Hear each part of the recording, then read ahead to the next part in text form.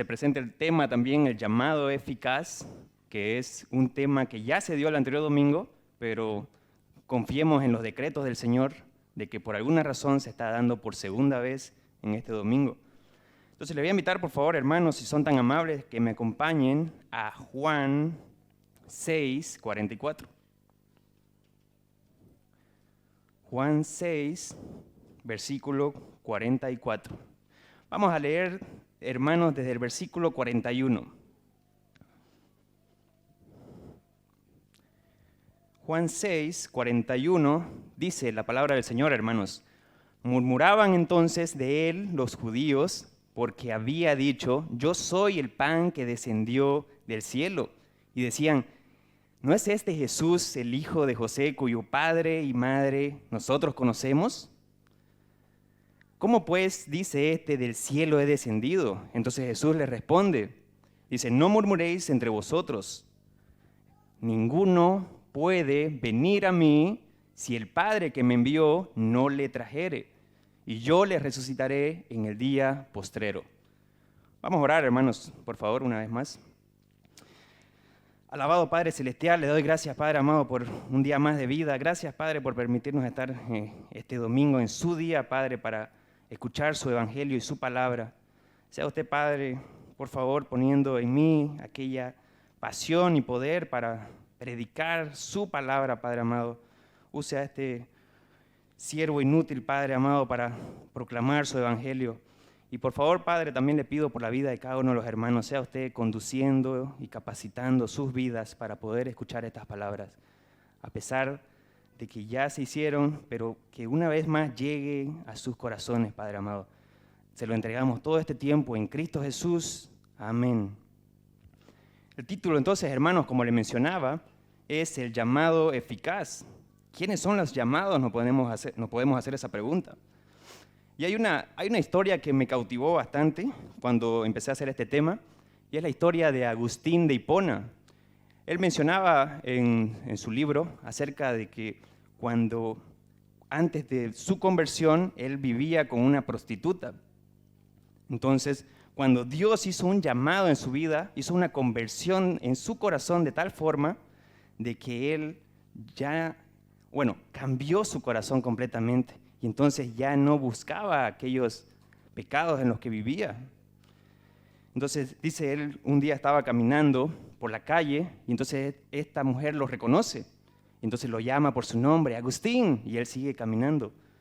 Y entonces la mujer insistente le vuelve a decir su nombre, Agustín, soy yo, Agustín. Pero él persiste en su camino. Entonces ella finalmente se acerca a él y le toca el hombro y le dice, Agustín, soy yo. Y él le dice, lo sé, pero es que yo ya no soy yo. Y ese es el llamado eficaz, es esta doctrina tan maravillosa que podemos escuchar, de cómo Dios transforma el corazón de un hombre para que ahora pueda él seguirlo. Entrando un poco en el contexto que vamos a leer hoy de Juan, Juan nos relata que Jesús está predicando y haciendo su ministerio en Galilea y había pasado de una región a otra. Entonces, lleva a cabo su ministerio y él es rodeado de señales, haciendo milagros de tal forma de que creó admiración al pueblo. Pero el pueblo, recordemos que querían coronarlo porque ellos buscaban un Mesías nacional. Él satisfacía sus necesidades que tenían en esos momentos, pero no podían percibir que aquellos milagros lo exhibían a Jesucristo como aquel Hijo del Dios viviente. Los judíos lo seguían solo por las señales y no eran capaces de reconocer que Cristo es aquel verdadero pan de vida que descendió del cielo. Entonces, Juan lo que nos quiere mostrar en este capítulo, en este libro, es acerca de que la centralidad es Cristo. La centralidad de este capítulo, especialmente que vamos a tocar, es la persona maravillosa de Jesucristo. Y quiero iniciar mi bosquejo con 3 puntos: el llamado eficaz y la incapacidad, punto número 1. Punto número 2, el llamado eficaz y el autor. Punto número 3, el llamado eficaz y la esperanza. Comencemos entonces, hermanos, en el punto número 1, versículo 44, parte A, ninguno puede venir a mí. Esto es, simplemente nadie puede ser apto, ninguno, de ninguna manera. De manera enfática, dice, no puede ser apto de venir a mí. Es en tiempo presente, voz pasiva. Es decir, que nadie participa de ninguna manera en aquel llamamiento, en ir a Cristo. Nadie activamente puede ir a Cristo. A eso se refiere este verbo. Nadie, absolutamente nadie, ni siquiera los llamados, ni siquiera los niños, nadie. Si nos enfocamos en este texto, simplemente dice, nadie puede ir. Y esta palabra, dinamai, se hace referencia al poder de voluntad propia. ¿Y en qué sentido? Sabemos que nuestro libre albedrío es elegir de continuo el mal, por tanto, nuestra voluntad de elegir es el mal. Siempre vamos a elegir el mal. A lo largo de las Escrituras vemos cómo el hombre caído es incapaz por su propia voluntad de venir a Cristo.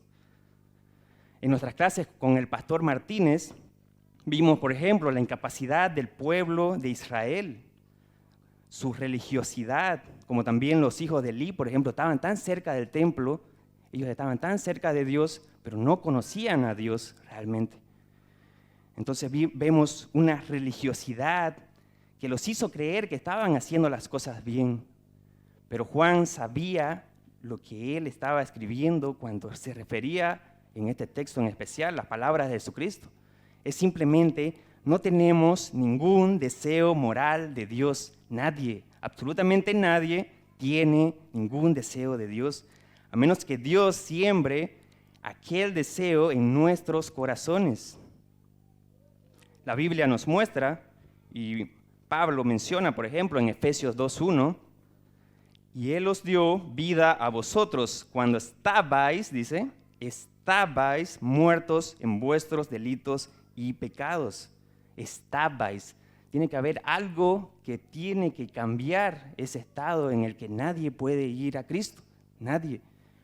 Cuando Él dice estabais, entonces a eso se refiere. Tiene que haber una obra regeneradora en mi vida, en nuestras vidas. Quienes no han sido regenerados simplemente están muertos en sus delitos y pecados. Pero entonces nos preguntamos, ¿qué es la regeneración? Bueno, el pastor también mencionó acerca de este tema, de la regeneración en la prédica anterior. Pero si vamos, por ejemplo, a Juan 3, vemos cómo Jesucristo está hablando con Nicodemo y él le menciona una palabra, le dice, el que no naciere de nuevo no puede entrar en el reino de Dios. Lo que es nacido de la carne, carne es. Eso es lo que nos quiere decir Jesucristo al decir que no tenemos ningún deseo moral de Dios. Hay un requisito previo y esta es una obra de Dios por medio del Espíritu Santo, el cual nos saca de un estado de muerte. Más adelante, en el capítulo 6 de Juan, en el versículo 63, vemos que dice, el Espíritu es el que da vida, la carne para nada aprovecha, para nada aprovecha. Y Pablo lo menciona aquello en Efesios. Pablo había entendido aquella incapacidad del hombre y aquel llamamiento eficaz de Dios. Por eso dice, nosotros anduvimos de aquella manera en los deseos de nuestra carne, haciendo la voluntad de nuestra carne. De nuestra carne, haciendo su voluntad, siendo hijos de ira.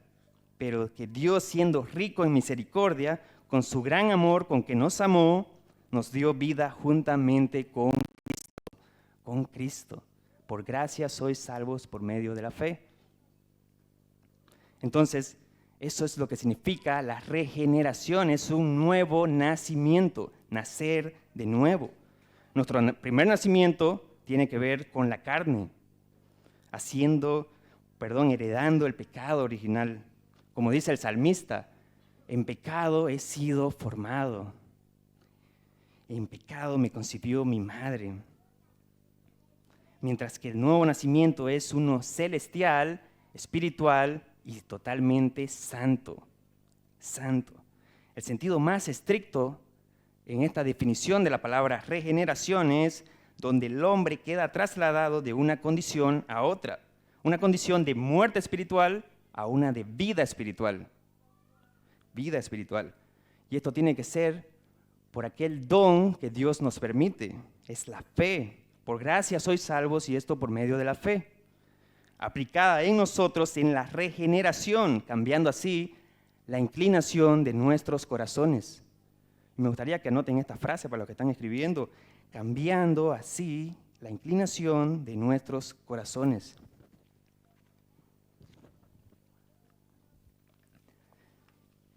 Entonces, recordemos, hermanos, que el hombre caído es simplemente incapaz de ir a Cristo por sus propias fuerzas. Pero no solo es incapaz de ir a Dios. Y para los que están anotando, les voy a dar ciertos pasajes bíblicos de lo que voy a mencionar.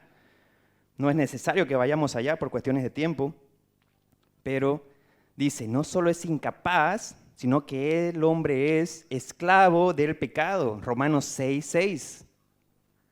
Esclavo del pecado, Romanos 6:6. Es extraño para Dios, es decir, son hostiles a Dios, como dice en Romanos 5:10.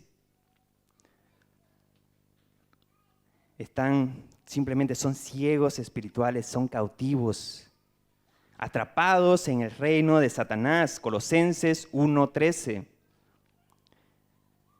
Y esto es para que cuando lleguen a sus casas puedan escuchar de nuevo esta predicación y empezar a investigar, como los hermanos de Berea. Simplemente no tienen poder de cambiar su naturaleza pecaminosa, como dice en Jeremías 13:23. ¿Puede acaso el etíope mudar su piel y el leopardo sus manchas? ¿Cómo así ustedes, sabiendo solo hacer el mal, piensan poder hacer el bien por sus propias fuerzas? Es que simplemente es imposible. Imposible. No tienen el poder para cambiar su propia naturaleza, ni de entender la verdad espiritual. Acompáñenme, por favor, a 1 Corintios 2:14. No pueden entender la verdad espiritual. Nadie. 1 Corintios 2:14. Dice la palabra, hermanos, versículo 14. Pero el hombre natural no percibe las cosas que son del Espíritu de Dios, porque para él son locura. Y no las puede entender, porque se han de discernir espiritualmente. Un hombre natural no puede percibir las cosas de Dios porque son locura para esta persona. Tiene que haber una obra de Dios que cambia mi vida. Tiene que ser una obra regeneradora de parte de Dios para que este hombre ahora pueda ser apto para poder escuchar la palabra de Dios, la voz de Dios, y ahora pueda ver. Eso es lo que denominamos el monergismo. Tiene que ser una acción totalmente de Dios. Monergismo, mon significa uno, como se explicaba, ergos significa fuerza, trabajo. Fuerza, trabajo. Y esta no es una palabra de latín, sino que proviene radicalmente de la lengua del griego.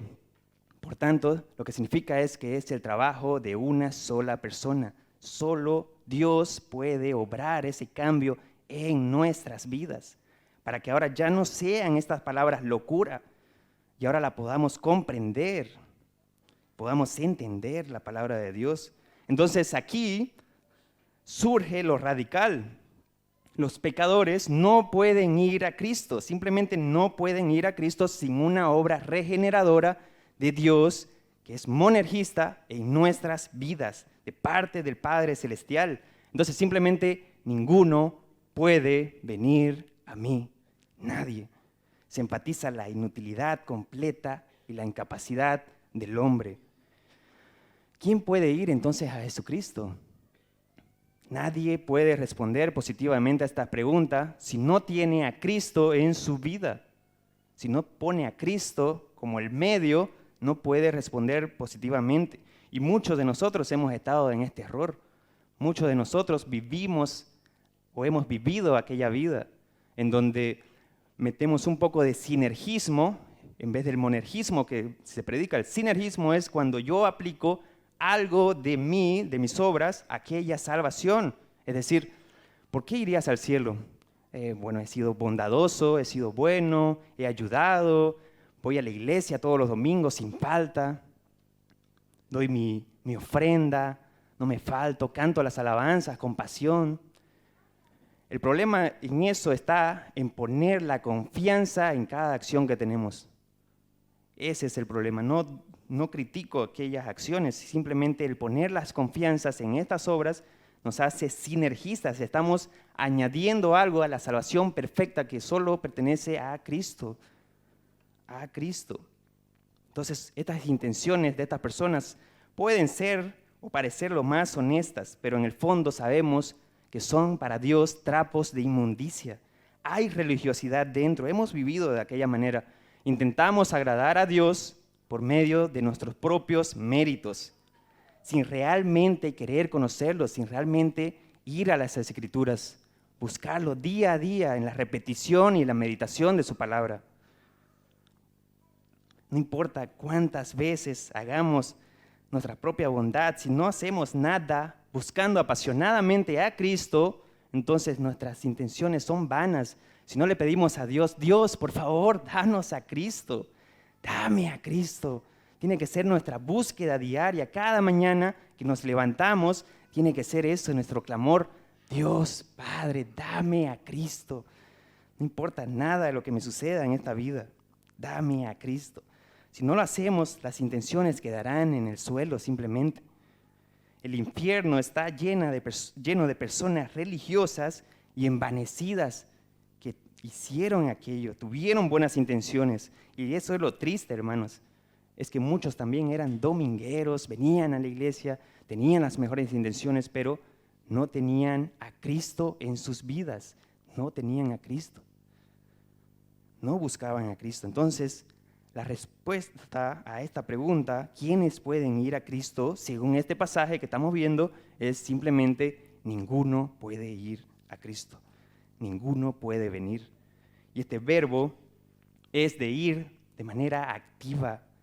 No puede nadie por sus propias fuerzas ir a Jesucristo. Tiene que ser un acto de Dios transformador en el corazón de cada creyente. Una vez más, nadie, ninguno puede ser apto de ir a Cristo. Nadie. Y para ver un ejemplo y expandirlo un poco más, en el versículo 65 del capítulo 6 de Juan, versículo 65, si me acompañan, un poco más abajo, dice, y dijo, por eso os he dicho que ninguno puede venir a mí si no le fuere dado por el Padre. Nadie. Sus corazones de estas personas estaban endurecidos. Era difícil oír y creer lo que Jesucristo les decía, porque tiene que ser un acto de Dios, un acto soberano de Dios, de parte de Dios. Vemos más adelante, por ejemplo, cuando Juan se separa de Pablo, y Pablo estaba con Bernabé en Antioquía, predicando en Pisidia. Al entrar en una sinagoga en el día del Señor, Pablo aquí hace algo bastante interesante. Espero no equivocarme con esto, pero lo que hace Pablo es hacer una teología bíblica al predicarles a estos hermanos en la sinagoga. Lo que hace es predicarles de Dios, cómo sacó al pueblo con mano fuerte de Egipto. Entonces, lo que va haciendo es predicándoles a Dios, mostrándoles ese hilo que es el principal de todas las Escrituras. Cristo los lleva a Cristo. Es decir, en Cristo está el cumplimiento de toda la palabra, y eso es lo que Pablo quería hacerles ver a estos hermanos. Y por eso es que ellos empezaron a buscarlo a Pablo después de eso, y predicó otro día del Señor en la sinagoga, en un día de reposo. Buscaban aquello porque habían escuchado que aquel medio único, transformador, es por medio de Cristo, de Cristo.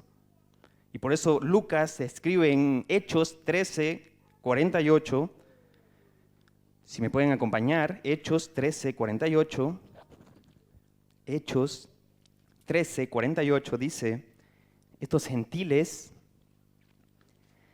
oyendo esto, se regocijaban y glorificaban la palabra del Señor. Glorificaban la palabra del Señor y creyeron todos los que estaban ordenados para vida eterna. Los que estaban ordenados para vida eterna. Ahí está, tiene que ser una obra de Dios, ordenados. Entonces, ninguno puede venir a mí si realmente el Padre no lo envía, ¿verdad? Si realmente no le ha dado el Padre a su pueblo, a Cristo. Si realmente el Padre no se los da, nadie puede ir a Cristo. Nadie.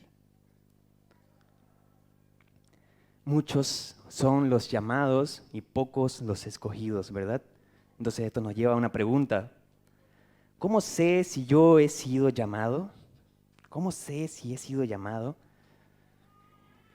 Y un pasaje que me gusta pensar es Romanos 8, versículo 30. Si me pueden acompañar, por favor. Romanos 8, versículo 30. Vamos a leer solo la parte final de este versículo.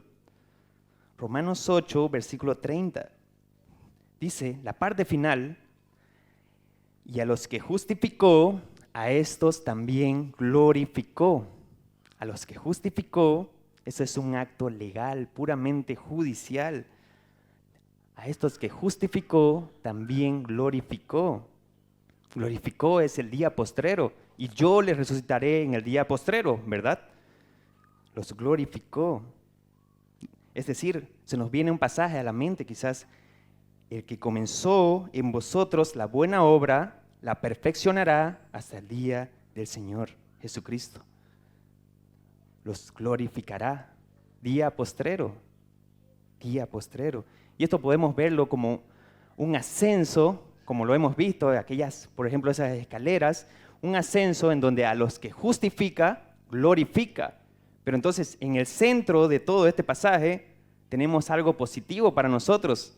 Algo que Dios permite en nosotros, nos preserva, nos va a perseverar día a día de nuestras vidas. Está ese perfeccionamiento, no hay forma de que ninguno se pierda, nadie. Ahí en el centro está todo. Y esto es una obra monergista. Dios, por medio del Espíritu Santo, en Cristo, nos permite vivir aquello. ¿Voy a sufrir en esta vida? Puede ser que sí, hermano. ¿Voy a vivir bien en esta vida? Eso solo depende de Dios. A pesar de que estemos en esos escalones y nos midamos y miremos en qué parte estamos, podemos caer en el avance, podemos tropezar, pero nunca, nunca vamos a bajar. No vamos a buscar ir en dirección contraria, vamos a buscar seguir y seguir avanzando. Eso es lo que Dios nos permite por medio de Cristo, por medio de Cristo. Y eso es algo que estamos viendo en el Sermón del Monte, por ejemplo. Y todo va a depender de la manera en que nosotros vivamos cada día. Si pedimos una vez más a Cristo, Dios, dame a Cristo. No importa todo lo que me quites, Dios, pero por favor, dame aquel contentamiento. Capacíteme, Padre Celestial, para poder vivir aquella vida que usted quiere que yo viva. Dame a Cristo. ¿Dónde está tu corazón, mi querido hermano? ¿Dónde está tu corazón? Entonces, ¿cómo puedo saber si soy llamado? ¿Cómo puedo saber realmente? ¿Tenemos sed y hambre de justicia? ¿El Espíritu Santo está capacitándonos día a día para vivir, por ejemplo, aquel sermón del monte? ¿Estoy siendo direccionado por Dios para ser aquel pobre en espíritu, manso de corazón? Es decir, una vez que estamos en aquellos escalones, no podemos ser mansos un día y luego ya no al siguiente día, misericordiosos un día y luego ya no al siguiente día. Tiene que ser perfeccionado, cada cristiano tiene que ser perfeccionado día a día. Por eso está la meditación en la palabra, la repetición de la palabra. ¿Por qué tanto se enfatiza la depravación total entonces? Me gusta pensar en esta analogía. Es acerca de un hombre que tiene una enfermedad terminal. Va a morir este hombre un día de estos, mañana quizás. Va a morir, pero él no sabe que está enfermo. Entonces, si alguien le trae una cura, ¿qué hombre racional va a decir, yo necesito una cura si yo estoy totalmente sano? es locura para este hombre. Pero si alguien se acerca y le muestra 10 síntomas que tiene para mostrarle realmente su realidad de que va a morir mañana y se va a examinar a sí mismo y va a ver el putrefacto estado en el que se encuentra, y entonces es la única forma de apreciar aquella cura, aquella salvación. Es la única forma en que puede apreciarlo, conociendo la depravación total que tenemos. Entonces, examinemos nuestros corazones, hermanos, y esto nos va a llevar cada día a dar la gloria a Dios y reconocer a aquel quien es el autor de mi llamado. Punto número 2, el llamado eficaz, a reconocer al autor. Y este capítulo 8 que vimos de Romanos, el Ordo Salutis, como se lo conoce, el orden de la salvación, menciona de que Dios, además de habernos predestinado antes de la fundación del mundo, nos llamó eficazmente. Y aquellos a quienes llamó eficazmente, los justificó. Entonces, vamos a ir al versículo 44, la parte B. Primero dice, no, ninguno puede venir a mí, y la parte B es, si el Padre que me envió no le trajere. En esta parte nos vamos a concentrar. Entonces, simplemente después de haberlos escogido en el pasado eterno, Dios ahora los llama de forma irresistible y misericordiosa. Pero tenemos una condición. Y allí la condición es, bueno, lo notamos, sí, dice el Padre que me envió, ¿verdad? Sí, esto tiene que ver de que ninguno puede venir a mí, sí. Entonces hay una condición que debe cumplirse. Y para llevarse a cabo esta proposición principal, que es ir a Cristo. ¿Cómo podemos ir a Cristo? Primero tiene que cumplirse la condición que se va a dar más adelante. ¿Cuál es la condición? Y una vez más, hermanos, tal vez ya me lo han predicado esto antes, tal vez ya lo he visto antes, ya lo he escuchado antes, ya me lo repitieron antes, pero ahí está, hermanos, una vez más, la repetición, por algo Dios lo ha establecido de esa manera. La pregunta es, ¿dónde está tu aplicación, mi querido hermano? ¿Dónde está la práctica de lo que conoces en tu vida? Meditación en el texto, repetición constante. Mientras más repetición tengamos en nuestras vidas acerca de la palabra de Dios, más vamos a aspirar a vivir y ser conformados a la imagen de Cristo Jesús, que es el mayor gozo en nuestras vidas. Dar la gloria a Dios por medio de Cristo, ser conformados a la imagen de Cristo. La oración ferviente, la repetición diaria de la palabra de Dios. La pregunta no es, ¿cuántas veces me lo han dicho? La pregunta es, ¿cuántas veces vivo aquello que he aprendido? ¿Cuántas veces vivo aquello?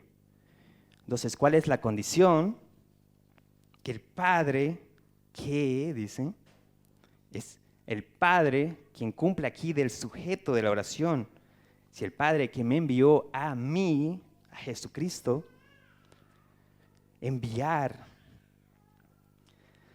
El verbo enviar es de manera activa, es decir, el sujeto principal es Dios. Entonces, Dios es el que se encarga de llevar a cabo esta acción. El hombre no participa una vez más en nada, absolutamente nada, en ningún momento. Es Dios quien hace el pacto en este pacto intratrinitario, ¿verdad? En la eternidad, con Cristo, el Espíritu Santo. Dios y Jesucristo es quien ejecuta este pacto. El Padre es quien envía a sus escogidos a Cristo, para que recién ahora puedan ser capaces de ir a Cristo. Ahora recién, y noten esto, es interesante, ahora recién pueden ir a Cristo. Es decir, la voluntad ha sido restaurada por medio de Cristo. Es como si ahora tenemos esa libertad de elegir a Dios, pero por medio de Jesucristo. El Espíritu Santo nos capacita a aquello. Antes yo hacía las cosas malas y como mundano apreciamos las cosas malas, nos encanta y las buscamos día a día. ¿Qué hombre va a decir, no quiero hacer eso porque Dios me está mirando? Un hombre que no tenga a Cristo no puede hacer aquello. Pero ahora, por aquella obra regeneradora de Dios en mi vida, Cristo, anhelando ser más a la imagen de Cristo, entonces ya no deseamos aquello que nos hacía mal o que nos hacía pecar contra Dios, porque ahora miramos a Cristo y buscamos la gloria de Dios. Entonces, es por medio de Jesucristo que somos reconciliados con el Padre. En el versículo 37, un poco más abajo, o un poco más arriba, perdón, del capítulo 6 de Juan, dice, todo lo que el Padre me da, vendrá a mí, y al que a mí viene, no le echo fuera. Vemos ahí una iniciativa divina, vemos también el llamado eficaz y vemos la preservación de los santos. La iniciativa divina de Dios en la obra salvífica, aquel pacto intratrinitario que se lleva en la Trinidad, y luego la afirmación de Cristo, aquel llamamiento eficaz, vendrá a mí. No cabe la posibilidad de una negación de parte del receptor, de aquel que lo escucha. Ni tampoco dice, es posible o es probable que venga. Tampoco dice, todo lo que el Padre me da, vendrá a mí, pero primero hay que esperar que aquella persona me deje entrar en su corazón, que me abra la puerta, como se mencionaba el anterior domingo. No cabe la posibilidad de una negación por parte del receptor. No hay ninguna invitación, sino que es un llamado eficaz. Pero cuando digo que no hay una invitación, tampoco estoy diciendo que el Padre es como que rompa la puerta, ¿verdad? No pasa eso. Por eso le dije que memoricen aquella palabra. Dios no obliga, pero tiene que ser una obra transformadora de Dios. Y por eso es que ahora somos capacitados por medio del Espíritu Santo para poder escuchar la palabra de Dios en nuestros oídos, como si ese llamado fuera un llamado en nuestros oídos y dice, Rodrigo, ven a mí. Y entonces ahora nosotros vamos apasionadamente buscando a Cristo. A Cristo. Por eso es que dice, cambia la inclinación de nuestros corazones. Y la perseverancia o la preservación de su pueblo está en que no le echo fuera, no le echo fuera. Es una doble negación y muchos hemos oído esta doble negación muchas veces con el apóstol Pablo. De ninguna manera, ni piensen que eso pasaría, ni se les ocurra que esto pasaría. No hay forma de que Dios, al entregarle a su pueblo a Jesucristo, pierda ninguno. No hay manera alguna. Significa que es imposible que suceda. Declara enfáticamente que Cristo no rechazará a quien lo busque con sinceridad y humildad de corazón, porque es el Padre que se los da. Es el Padre quien ha cambiado mi corazón, mi vida. El llamado eficaz a lo largo de las Escrituras es bastante notable. La Confesión Belga tiene un párrafo que dice, este llamamiento proviene exclusivamente de la gracia libre y especial de Dios. El hombre es pasivo, una vez más, no participa en nada. En Teología Sistemática, Berkhof menciona, el llamado eficaz viene desde afuera, produciendo una nueva vida, enfocándola en dirección a Dios, de Dios. El hombre pecador es capacitado para oír por medio del Evangelio el llamado de Dios y hace su aposento en el corazón del hombre. El deseo de resistir es ahora cambiado por el deseo de obedecer. Obedecer. Ahí una vez más, la voluntad libre restaurada. Ahora queremos obedecer a Dios por Cristo, porque amamos a Cristo y porque Él nos amó a nosotros primero. Dios nos amó primero a nosotros. Entonces, cambia la disposición del corazón para que ahora podamos elegir a Cristo una vez más de manera voluntaria. Voluntaria, eso es gracia, hermano. Eso es gracia. ¿Pero qué es gracia? ¿Qué es gracia? Como se mencionaba, es un favor, un regalo, un don gratuito e inmerecido dado solamente a sus escogidos. Esa es la definición. Pero, ¿cómo podemos vivir nosotros esta definición? ¿Cómo podemos realmente ponerla en práctica? Algo que enseña la lógica, por ejemplo, en programación, era que cuando llegamos allí no nos van a enseñar a manejar la bicicleta, por ejemplo, sino que nos van a enseñar cómo funciona y cómo se hace una bicicleta. Entonces, pensar razonablemente y decir, ¿por qué esto? ¿Por qué inmerecida? ¿Por qué es un don gratuito? Gracias, hermano. ¿Por qué sucede de esta manera? Entonces, les voy a pedir por favor que me acompañen a 1 de Pedro.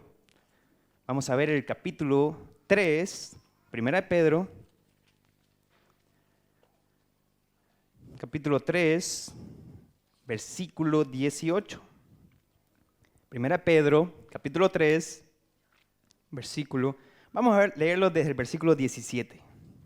Dice la palabra del Señor, hermanos, porque mejor es que padezcáis haciendo el bien si la voluntad de Dios así lo quiere, que haciendo el mal. Versículo 18, porque también Cristo padeció una sola vez por los pecados, el justo por los injustos, para llevarnos a Dios, siendo la verdad muerto en la carne, pero vivificado en el Espíritu. Vivificado en Espíritu. El justo por los injustos. Aquel varón perfecto, santo y sin mancha, por aquellos depravados totalmente, injustos. Él padeció por los injustos. Esa es una definición más viva. Eso es gracia, hermanos. Eso es gracia. El cual, siendo en forma de Dios, no estimó el ser igual a Dios como cosa a que aferrarse. Ahora podemos entender por qué es inmerecido. Y todo aquello para llevarnos a Dios. Porque no hay otra manera en que se pudo haber reconciliado para con el Padre que aquella muerte sustitutiva de Cristo por nosotros. Piensen en ello entonces cuando piensen en esta palabra gracia. Aquel varón piadoso, justo y perfecto. Y veámonos a nosotros mismos y viviremos aquella gracia constante. Aquella justificación por gracia. Es Dios mirando a Cristo, aquella obra salvadora de nosotros, redentora, para que ahora Dios pueda ver en mí como si yo hubiera vivido la vida de Cristo. Entonces ahora recién Dios somos reconciliados para con el Padre. Eso es gracia, algo que no merecíamos y ahora por Cristo Jesús tenemos esa salvación tan grande. Y esto en oración ferviente y apasionada. Tenemos que buscar ser más y más conformados a la imagen de Cristo, de nuestro Señor Jesucristo. Aquella obra regeneradora del Padre hacia nosotros lo permite día tras día. Eso es gracia sobre gracia. Gracia sobre gracia. Y esta es la gracia especial o el llamado eficaz que tenemos. La gracia general, por ejemplo, es aquella gracia donde se menciona en Mateo 5:45, donde hace llover sobre justos, injustos, y hace salir el sol sobre justos, injustos. Esta es una gracia general. El llamamiento general lo podemos ver, y acompáñenme por favor a Lucas 9. Lucas capítulo 9, versículos 59 al 60. Dice la palabra del Señor, hermanos. Y dijo a otro, sígueme. Y él le dijo, Señor, déjame primero que primero vaya y entierre a mi padre. Jesús le dijo, deja que los muertos entierren a sus muertos y ve y anuncia el reino de Dios. Si me acompañan ahora, por favor, si son tan amables, a Mateo 4. Vamos a ver la diferencia. Mateo 4. Versículo 18 al 22. Mateo 4, versículo 18 al 22 dice: andando Jesús junto al mar de Galilea, vio a dos hermanos, Simón llamado Pedro y Andrés su hermano, que echaban la red en el mar, porque eran pescadores, y les dijo: venid en pos de mí y os haré pescadores de hombres. Entonces ellos, dejando al instante las redes, le siguieron. Ahí tenemos una diferencia entre el llamado eficaz,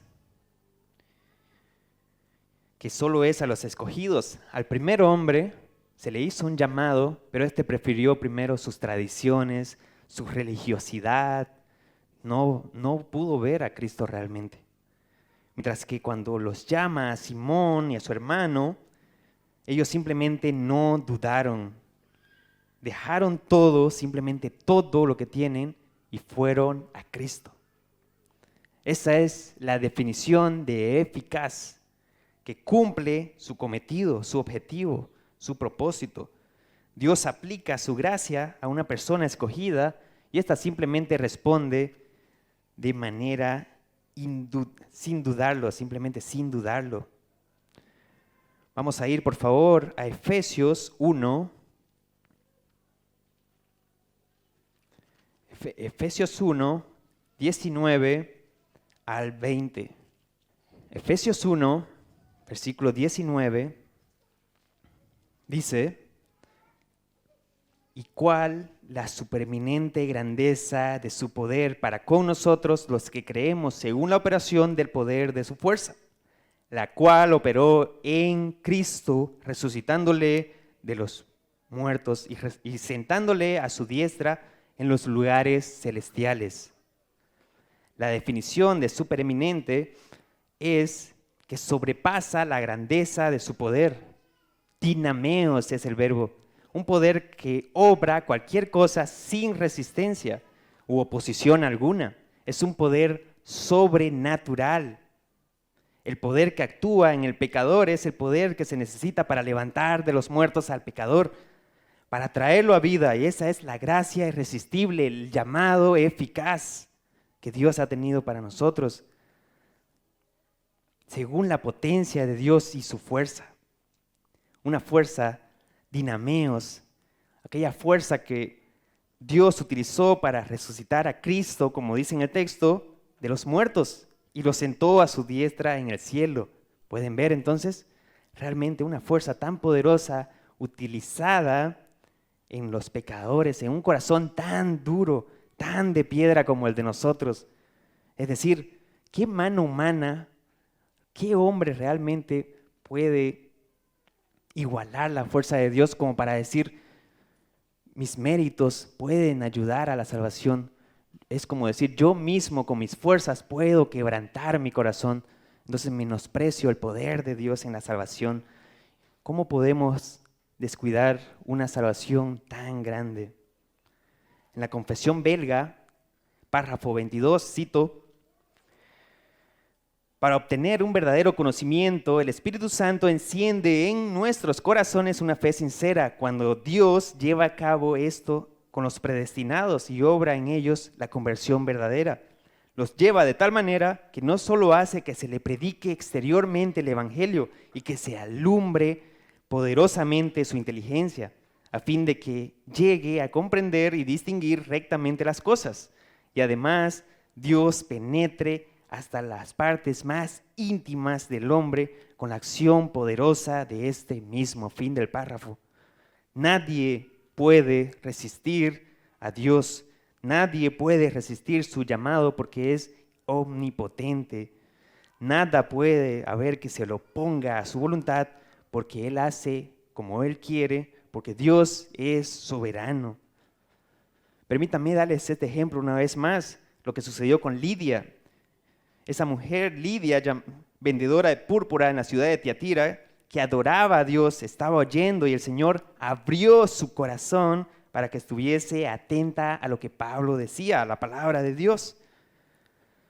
Abrió su corazón, dianoigo, una preposición dia que significa a través de, es decir, atravesar, y la palabra oigo que es simplemente abrir totalmente el corazón, por ejemplo.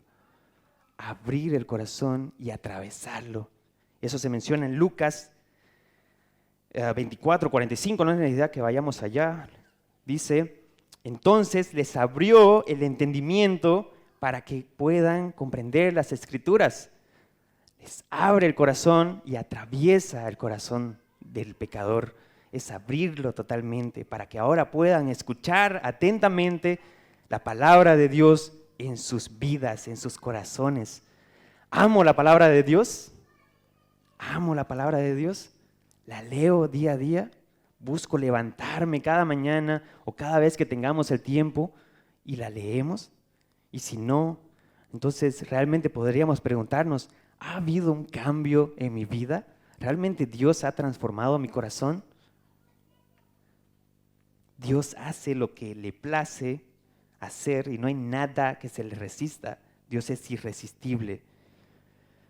Dice que anuncio lo por venir desde el principio, desde la antigüedad, lo que aún no era hecho, que digo, mi consejo permanecerá y haré todo lo que quiero. Lo mismo sucedió con Jonás, como vimos el anterior domingo. Se levantó para huir de la presencia de Jehová a Tarsis. Pero ¿qué sucedió más adelante? Él dice, porque tú, Jehová, has hecho como tú has querido hacer. Dios hace lo que quiere porque si es su voluntad, sucederá. Simplemente sucederá. Versículo 44, parte B. Si el Padre que me envió no le trajere. Y esta palabra es bastante interesante. La definición estrecha es obligar y arrastrar. No me malinterpreten en la palabra que voy a decir. Obligar y arrastrar. Es como si Dios lo obligare de alguna manera o arrastrare. El Padre no se limita a rogar o aconsejar, tampoco pide permiso, tampoco toca la puerta de tu corazón. Estamos hablando de totales pecadores a los que Dios quebranta todo su ser y los vuelve a su camino. Los capacita para que ahora puedan seguirlo y amen hacerlo. John Bunyan, el hombre considerado el más miserable pecador habido y por haber, él compara su pecado con la sumatoria de todos los pecados de las Escrituras, para hallar si tal vez su pecado era menor a la suma total, y aún así él se encontró peor que toda la sumatoria. Creo que realmente todos hemos llegado a esa incapacidad donde reconocemos que somos totalmente depravados, hermanos. Es como, el uso de esta palabra es como si realmente nosotros estamos en el medio de un océano y cada vez nos estamos hundiendo más. No hay nadie alrededor de nosotros que pueda venir en nuestra ayuda. No podemos con nuestra propia fuerza ir a ningún lugar. Somos incapaces.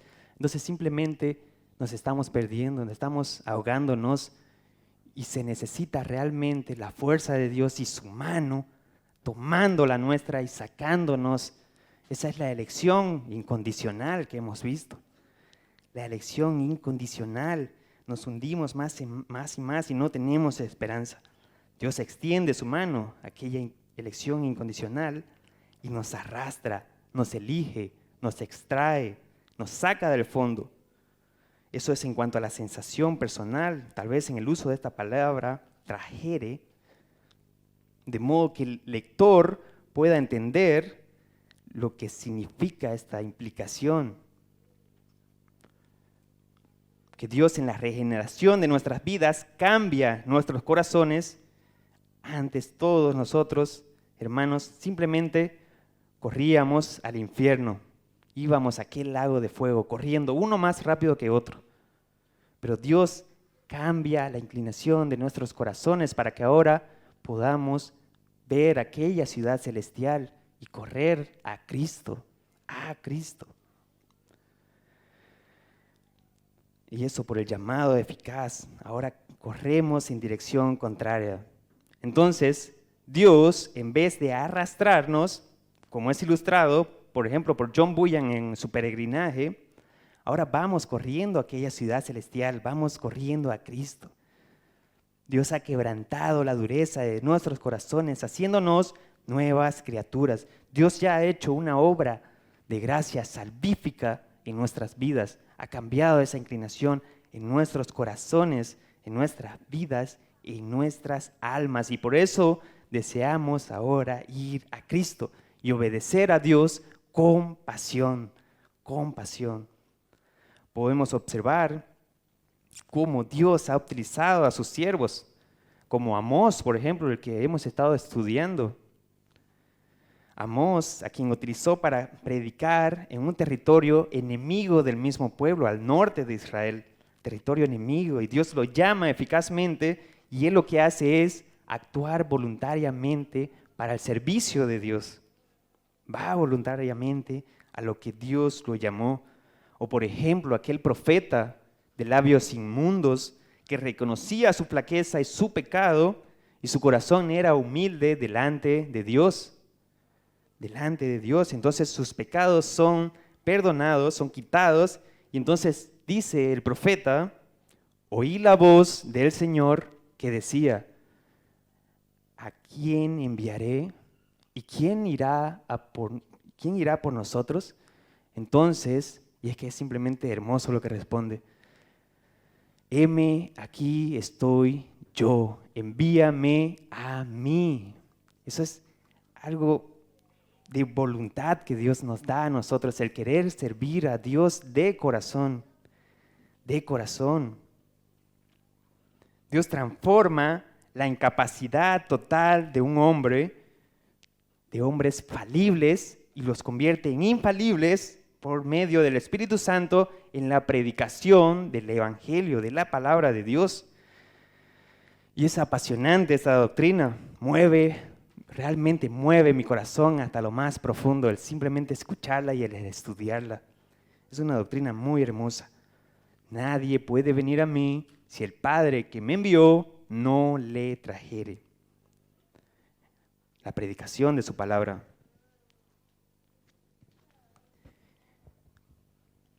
Los arminianos, históricamente, ellos creían que Dios trae a las personas por la predicación de la palabra de Dios. Si analizamos el texto, este texto que estamos estudiando, podemos llegar a dos conclusiones. Dos conclusiones. Es cierto, como mencionábamos a Martin Lloyd-Jones en el Sermón del Monte, acerca de que si nosotros vivimos el Evangelio en nuestras vidas de tal manera apasionada, entonces es probable que hubieran convertidos en todas partes diciendo, wow, yo quiero vivir como ese hombre, amando a ese Dios a quien sigue. Si viviéramos ese Evangelio, realmente nuestra predicación sería en nuestras vidas. Tenemos el mandato de Dios a predicar la palabra, eso es cierto. Y estudiando este texto nos hacen ver también la otra conclusión. Noten en el capítulo 6 de Juan, si lo leemos todo, nos preguntamos, ¿a quién les estaba hablando Jesús realmente? ¿En dónde? ¿Pero a quiénes? Acompáñenme por favor a Mateo 11:23. Mateo 11:23 dice, y tú, Capernaum, que eres levantada hasta el cielo, hasta el Hades serás abatida, porque si en Sodoma se hubieran hecho los milagros que han sido hechos en ti, habría permanecido hasta el día de hoy. En Capernaum, en Galilea, estaba predicándoles. Recuerden, el Sermón del Monte es al norte de Galilea. El predicador era Jesucristo. Los milagros que se hicieron en esta ciudad de parte del Señor Jesucristo, en la región de Galilea, fueron tales que aún así muchos no creyeron, como lo vamos a ver en la parte final. Tiro y Sidón se hubieran arrepentido. Estamos una vez más hablando de que la predicación era por parte del Señor Jesucristo, el mayor predicador que pudo haber tenido esta tierra. Jesucristo en persona les estaba predicando. Como estamos viendo el Sermón del Monte los martes. ¿Pero qué sucedió? A pesar de ello, sus corazones permanecieron cerrados y endurecidos. Entonces ahora podemos ver un poco más allá aquella iniciativa divina que habíamos mencionado. Dios, el Padre, es el que los trae a Cristo. A Cristo. Por eso es que cuando nosotros predicamos el Evangelio, oramos. Cuando vamos a evangelizar a alguien, oramos por esa persona, para que así, si Dios en su soberanía y misericordia, perdone a este corazón y le permita oír la palabra. Por eso es que oramos, entregamos antes la predicación y la evangelización en oración al Padre. Entonces vemos, Dios es el autor. Ninguno puede venir a mí si el Padre que me envió no le trajere. Su pueblo, a quien Él eligió, son los receptores. Los medios son su palabra y el Espíritu Santo por medio de Cristo. La eficacia de esta salvación radica en que todos los que son llamados por este llamamiento eficaz simplemente son salvos. Son salvos. Qué esperanza tan grande tenemos. Punto número 3, hermanos. El llamado eficaz a reconocer mi esperanza. Y este punto es, vamos a ir un poco más rápido. Parte C. Y yo les resucitaré en el día postrero. Aquí podríamos observar, hermanos, en la parte que dice, yo le resucitaré. Podemos preguntarnos hasta ahí, ¿a qué se refiere con que nos resucitará? De aquel, una vez más, de aquella muerte espiritual, del estado muerto en el que estábamos para pasar a vida en el momento de la conversión. Por eso dice, en el día postrero, habla acerca de la glorificación que hemos estado mencionando, el tiempo futuro. Podemos concluir que nacemos nuevamente en aquel momento en que Dios, por su llamado eficaz, nos llama, y vale la redundancia, nos llama habiendo sido ya elegidos, nos regenera, nos convierte, nos justifica, nos adopta, nos santifica, nos preserva, nos glorifica. Sabemos que ese cuerpo carnal tiene que perecer. Por tanto, tenemos la confianza en Jesucristo que Él nos resucitará. 1 Corintios 15, 50, si no me acuerdo, no es necesario que vayan allá, dice que estos cuerpos necesitan ser transformados y luego viene la gloria de Dios, ¿verdad? Vamos a pasar a la gloria siendo transformados. Y tenemos aquella esperanza, aquel Cristo a quien el Dios eligió en el plan eternal, aquel Cristo que tomó el lugar humillante en la cruz, siendo el ejecutor y consumador así de este pacto de redención. Jesús dijo, yo soy la resurrección y la vida, el que cree en mí, aunque esté muerto, vivirá. Y todo aquel que vive y cree en mí no morirá eternamente. Una vez más, no morirá eternamente. El doble negativo, no morirá jamás. Es decir, positivamente, decirlo de manera positiva, verdaderamente vivirá para siempre. Yo soy la resurrección y la vida. Aquellos a quienes Dios ha escogido y mueran una vez, en Jesucristo serán resucitados y gozarán de una vida eterna en la ciudad celestial. Cuán maravilloso es escuchar esta doctrina, hermanos. Yo le resucitaré. Eso es en el día postrero. Es decir, le resucitaré. No resucitará a todos realmente, sino a aquel pueblo escogido. Resucitará a aquellos quienes el Padre ha escogido. Y entra todo el pueblo de Dios. ¡Qué esperanza! Y esta es una de las doctrinas más bellas, una vez más les menciono, es una de las doctrinas más bellas en el sentido de cómo Dios, por amor a su nombre, con aquel pacto que hizo en la eternidad, se compromete a cumplirlo de tal forma que no solo cambia la disposición de hombres viles y aborrecedores de Dios, aborrecedores de la luz y verdad, que no solo cambia los corazones de oscuridad y tinieblas y pone en nosotros aquella luz que penetra hasta lo más íntimo de nuestros corazones y nos permite vivir aquella doctrina de agradar a Dios y vivir para Dios, el conocerlo, buscar su palabra día a día, como el gran deleite en nuestros corazones y en nuestros oídos. Entonces, no solo eso, sino que se compromete a hacerlo y Jesucristo es quien entrega su vida por amor a sus escogidos, quien busca hasta lo más recóndito del mundo aquella oveja perdida. compromete y se compromete a llevarla en sus hombros. Él es nuestro buen pastor, que todo lo que el Padre le dio, Él no pierde a ninguno. Esa esperanza, esa seguridad de levantarse día a día en nuestras vidas y tener esa gratitud tan grande con aquel que nos formó y nos salvó. Y nos salvó. Y la falsa esperanza está en aquellos corazones que no han sido cambiados, ni regenerados, ni transformados por la obra de Dios, donde no se ha llevado a cabo esa regeneración del alma, donde no hay un espíritu que lo vivifica, y es una vida de continuo engaño y miseria absoluta. Por eso es que ellos decían, dura cosa es lo que dices, ¿quién la puede oír? ¿Quién la puede oír? Versículo 66, desde entonces muchos de sus discípulos volvieron atrás y ya no andaban con él. Dijo entonces Jesús a los 12, ¿queréis acaso iros también vosotros? Les respondió Simón Pedro, ¿a quién iremos? Solo tú tienes palabras de vida eterna. Y nosotros hemos creído y conocemos que tú eres el Cristo, el Hijo del Dios viviente. Si recordamos el pasaje que mencionamos de 1 Pedro, porque mejor es que padezcáis haciendo el bien, es decir, es mejor padecer haciendo el bien, anhelando a Cristo, a pesar de cualquiera sea nuestra situación. El contentamiento está en Cristo, en Cristo.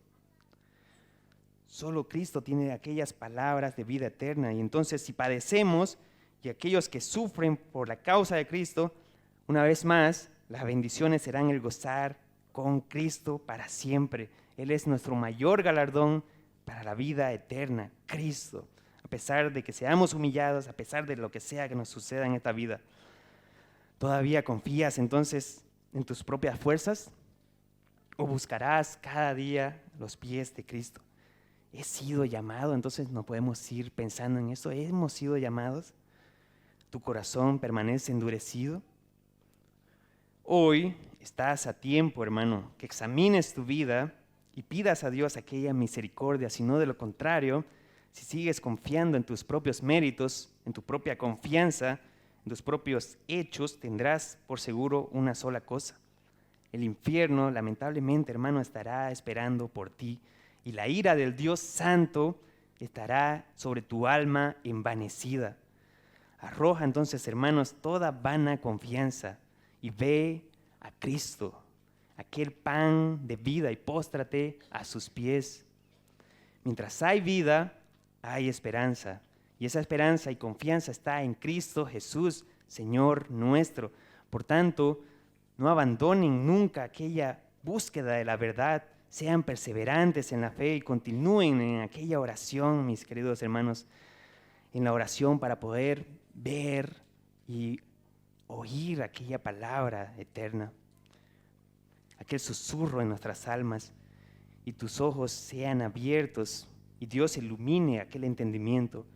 El Espíritu Santo te capacite en tu diario vivir para que en aquel día postrero puedas ver la gloria de Dios y Cristo sea aquella esperanza quien te resucite en aquel día de los muertos.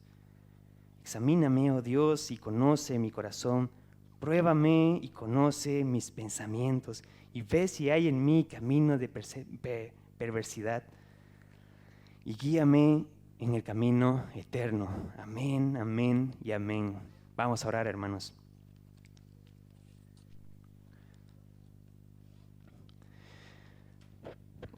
Santísimo Padre Celestial, le damos gracias, Padre amado, por la predicación de tu palabra, por permitirnos estar aquí reunidos en congregación para escuchar y glorificar tu nombre.